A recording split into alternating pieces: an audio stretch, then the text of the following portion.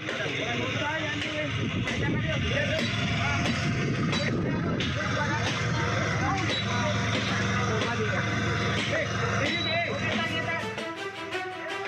longsor terjadi di kawasan Bukit Kedaluh, jalur wisata penanjakan Gunung Bromo, Desa Wonokitri, Kecamatan Tosari, Kabupaten Pasuruan, Jawa Timur pada Rabu pagi.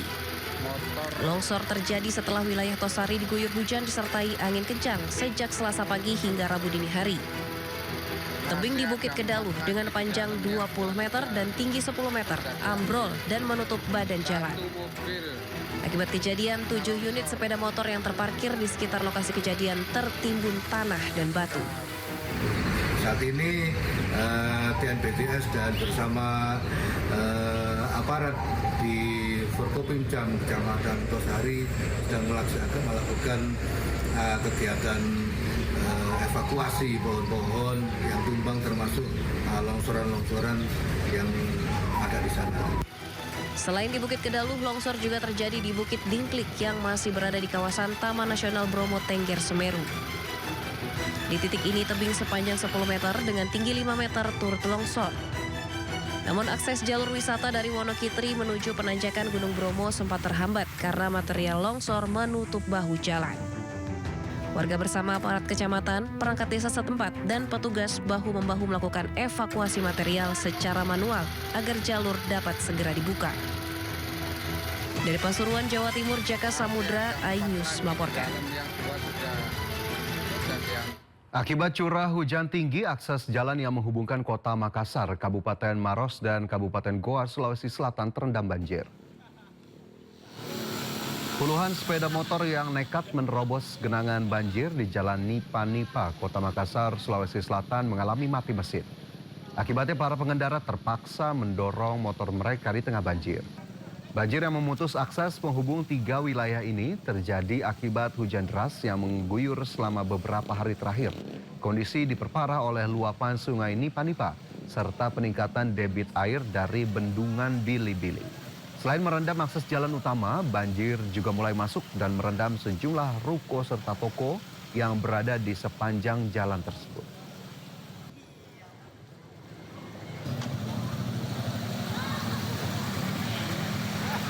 Seorang pria lansia penyandang disabilitas terjebak di dalam rumahnya saat banjir merendam ratusan rumah di Maros, Sulawesi Selatan.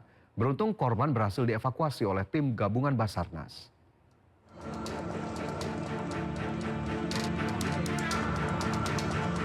Tim gabungan Basarnas Makassar bersama polisi rescue Polda Sulsel dan Bapinsa mengevakuasi seorang pria lansia yang terjebak banjir di dalam kamar rumahnya di perumahan Dusun Biringjeni, Kabupaten Maros, Sulawesi Selatan.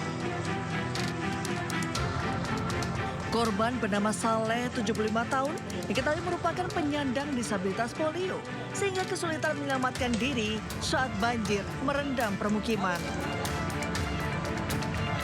Pihak keluarga yang khawatir dengan kondisi air yang terus meningkat akhirnya meminta bantuan petugas.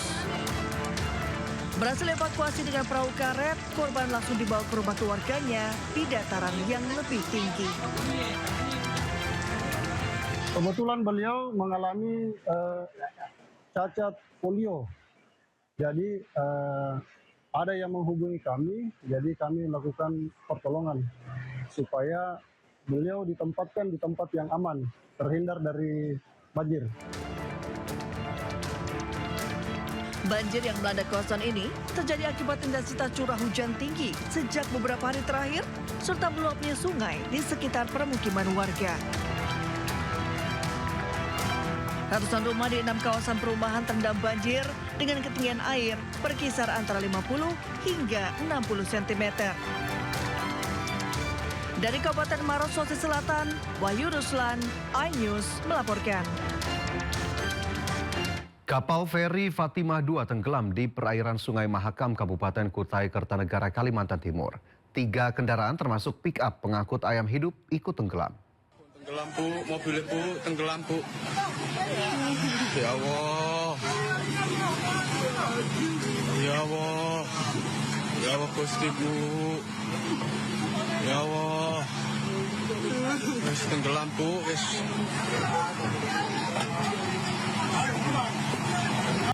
Video amatir merekam detik-detik tenggelamnya kapal feri Fatimah II di perairan Sungai Mahakam, Kabupaten Kutai Kartanegara, Kalimantan Timur. Dalam rekaman, kapal mulai miring perlahan sebelum akhirnya tenggelam di perairan sekitar jalur penyeberangan. 3 kendaraan roda 4 yang diangkut kapal feri Fatimah II ikut terbawa karam. Pun tenggelam bu, mobilnya bu, tenggelam bu. Ya Allah. Ya Allah. Ya Allah Gusti bu. Ya Allah. Salah satu kendaraan yang ikut karam mengangkut ayam hidup yang hendak dibawa ke pasar. Seluruh muatan ayam dipastikan mati akibat tenggelam. Selain pikap pengangkut ayam, pikap lainnya tengah mengangkut sembako serta 1 unit truk yang ikut tenggelam. Koordinator lapangan BPBD Kutai Kartanegara mengungkapkan bahwa kapal mendadak mengalami bocor di bagian lambung saat tengah berlayar melintasi arus deras sungai. Tidak ada korban dalam insiden ini. 8 orang yang terdiri dari penumpang, nahkoda, dan anak buah kapal dipastikan selamat. Pemirsa, oknum Brimob yang diduga menganiaya siswa hingga tewas ditetapkan sebagai tersangka. Pelaku telah dipecat tidak dengan hormat dan terancam pidana maksimal 15 tahun penjara.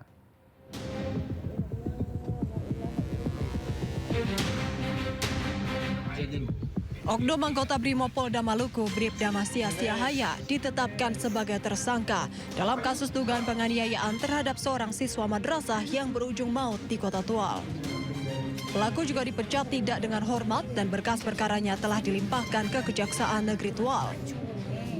Pelaku kini terancam pidana maksimal 15 tahun penjara dan denda maksimal 3 miliar rupiah. Ancaman pidana maksimalnya 15 tahun. Denda maksimalnya sekitar 3 miliar ini. Namun nanti itu proses ada di saat peradilan, saat persidangan. Jadi sekarang ini baru tahap penyerahan berkas dan penelitian kelengkapan formil dan material oleh kawan-kawan Jaksa Penuntut Umum di Kejaksaan Negeri Tual. Polri juga memastikan keluarga korban mendapatkan pendampingan serta perlindungan yang diperlukan selama proses hukum berlangsung.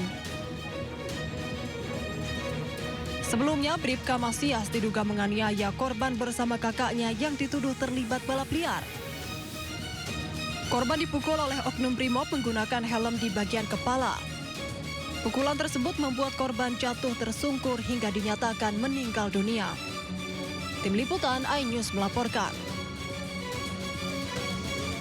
Kita beralih ke informasi lain, pemirsa. Nama publik figur Alisa Subandono dan Isyana Sarasvati terseret dalam perbincangan soal penerima beasiswa Lembaga Pengelola Dana Pendidikan.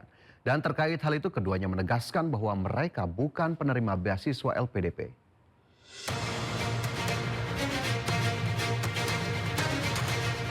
Alisa Subandono, aktris yang akrab disapa Ica, tegas membantah dirinya alumni penerima beasiswa dari Lembaga Pengelola Dana Pendidikan. Ia pun menyebut dirinya tidak pernah mendaftar maupun menerima beasiswa LPDP.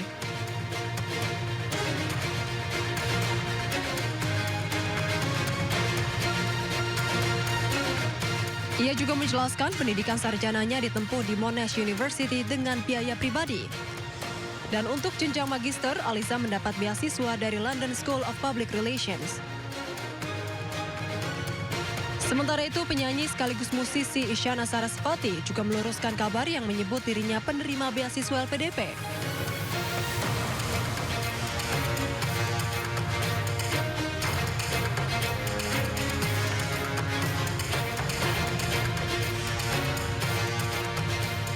Melalui akun media sosial Instagramnya, Isyana menegaskan bahwa dirinya tidak pernah menerima beasiswa LPDP.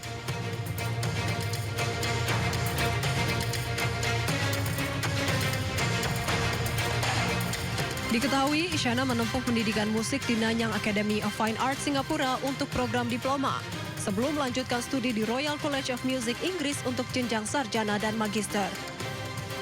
Tim Liputan iNews melaporkan.